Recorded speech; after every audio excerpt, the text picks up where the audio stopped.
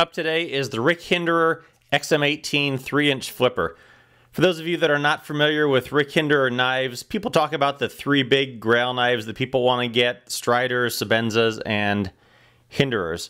These being high-end production knives, and they're out of the realm of what a lot of people will spend on a knife. They were out of the realm of what I was going to spend on a knife for a while until I finally sort of caved and bought one.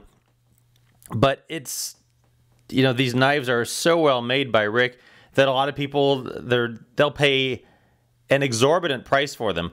List price on this, if you can get it from Rick, is $395, but on the secondary market, which is where most people have to get them, they're going for upwards of $500 or $600. I was lucky enough to get this one directly from Rick, so it paid the uninflated price, but still an expensive price.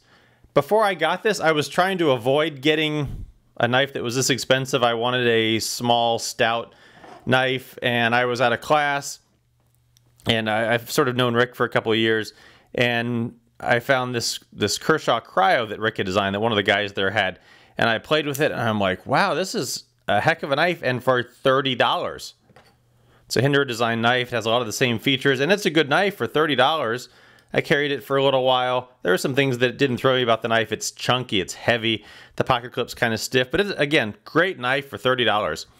And finally I said, well, let me look into something a little bit nicer, and eventually was able to get one of these at regular cost, and I said, okay, what the heck, I'll go ahead and spend the money, and I've been thrilled. This is now my most carried knife because it's so small, it's stout, it's strong, it can take most of the stuff, almost anything you're going to be able to throw at it, and so I just carry this almost all the time now. If I want something bigger and stout, maybe I'll go for the full-sized one. Again, I tried to prevent myself from getting that by getting this also Rick designed Zero Tolerance 566. I played with these two compared to each other, and I played with this and I said, I don't need this because this is almost the same, and then, well, you see where that left me.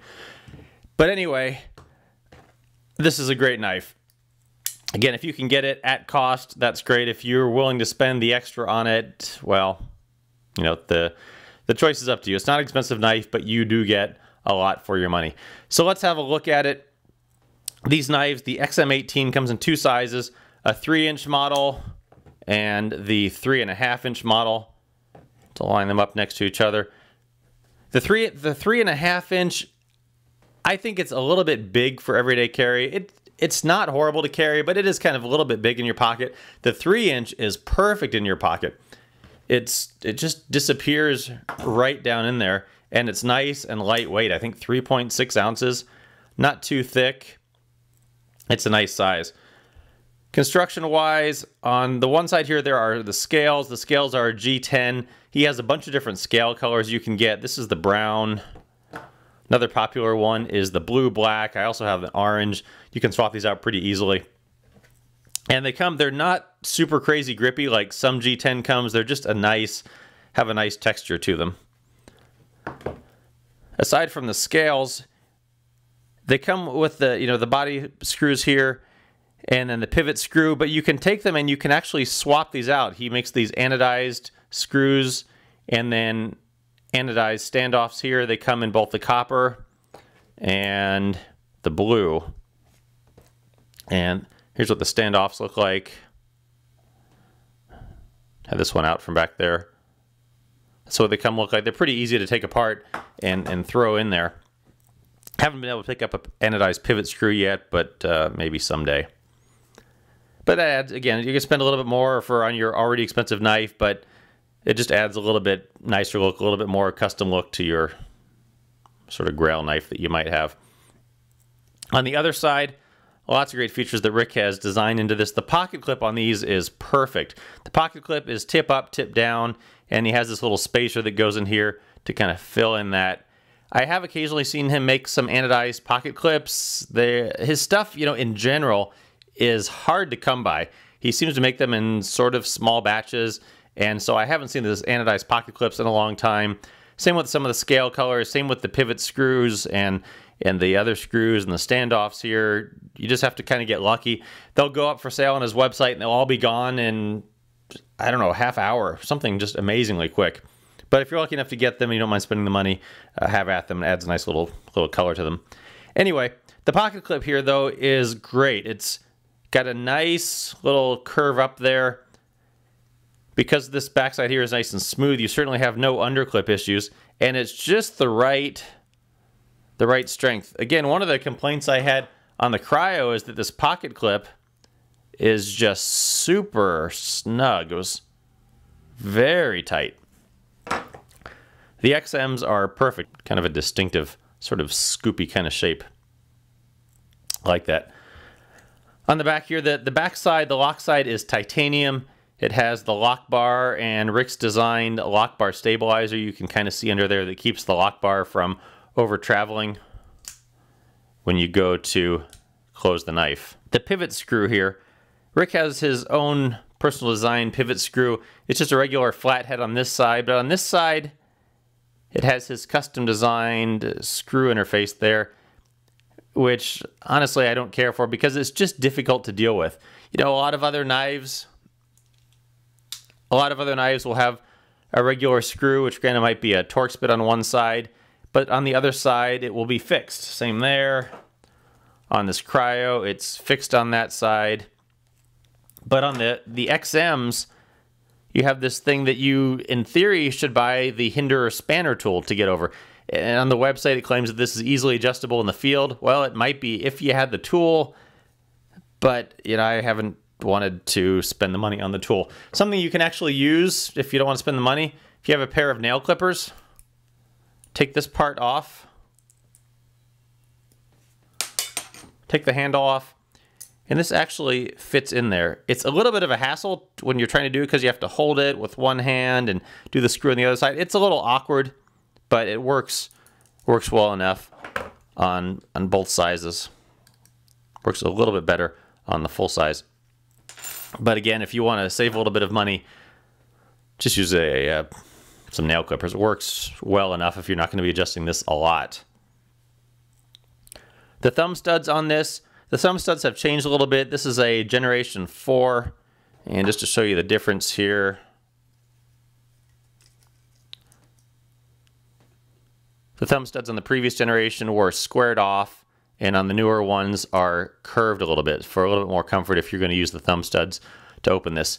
These knives are designed as a flipper, and the newer models have a stronger detent. You can see if you watch videos of when people get their brand new Hinderers, they're super excited to get them and they go to flip them, and what happens? Oh, that's kind of what happens because people are not used to flipping them open. And Rick does say that these knives are meant to be broken in, so out of the box, a lot of people open them and they're pretty underwhelmed by them. And one of the complaints that people have about these knives is that for the price, they should really flip. This zero tolerance, granted, it has a spring bar in here, so it flips open super easy. But some of the knives that are not of this price point just fly open. One of the things he's done on the newer generations is he's increased the detent on them so they open nice and easy.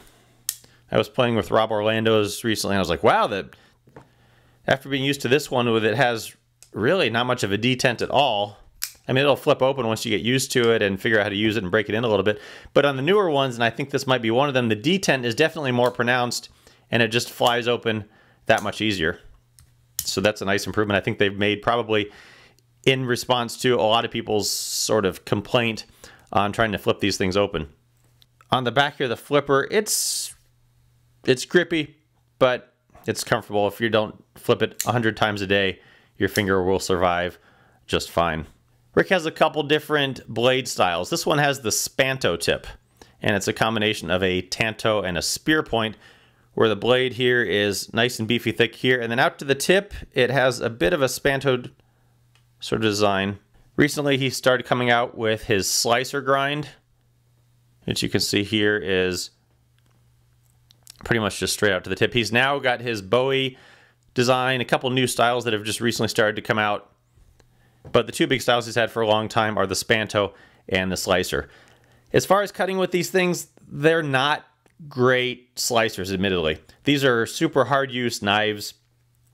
And compared to some of my other knives, like my Spydercos that slice wonderfully, These, if you're trying to do some fine cutting, like I was trying to cut some saran wrap one day, and these are just not as good a slicer for that type of thing compared to what some other knives might be. But still, for cutting, you know, the intended use of this as a hard use knife, it's great for it because they're going to take anything you're going to throw at it. Big hard boxes, you don't need to have the fear that this knife is going to fail you. Anyway, back to the blade. So the blade is stone washed, has Rick's logo up there. On the other side, S35VN is the blade steel and made here in USA. Also, as long as we're up here on the top here, Hinderer name. He's changed the logo on these knives a little bit over the years on what he has. On this side, he used to just have his name typed and it was handwritten, and now he's got the logo there. The thumb studs, you can use these. I really kind of suck at using this with the thumb studs, so I always use the flipper. In your hand, this is super comfortable. My medium-sized hands, the flipper comes out into almost a hook here that's going to protect your thumb from going down onto the blade. I mean, there's, you know, it's even angled backwards, so there's no chance that your thumb is going to go down in there. So that works really well. The jimping on the back here, nice and lined up with the scales. And it's effective jimping. You can get your finger down in there. It's comfortable, but enough that your finger's not going to go anywhere. If you want to choke up on the blade, you can. I never use my blades like this, but you can. There's a little bit of a hole here if you want to choke up in there and do it that way. The blades are beefy thick, which helps with their construction. You can see also comparing the slicer to the Spanto. The Spanto over here stays thick right up to the tip, whereas the slicer has a little bit more tapered tip to it. When you open the blade, the thumb studs do come and become blade stops. They lock right into the frame there, adding a little bit more stability. Lock up on this. You can see there, 50% or so. Overall thoughts on this knife: it's a darn expensive knife, and most people are not going to spend this much money on a knife. It took me several years to even fathom the thought that I would spend this much money on a knife. But now that I have it, again, this is my most carried knife because it's small, it's lightweight, it's tough.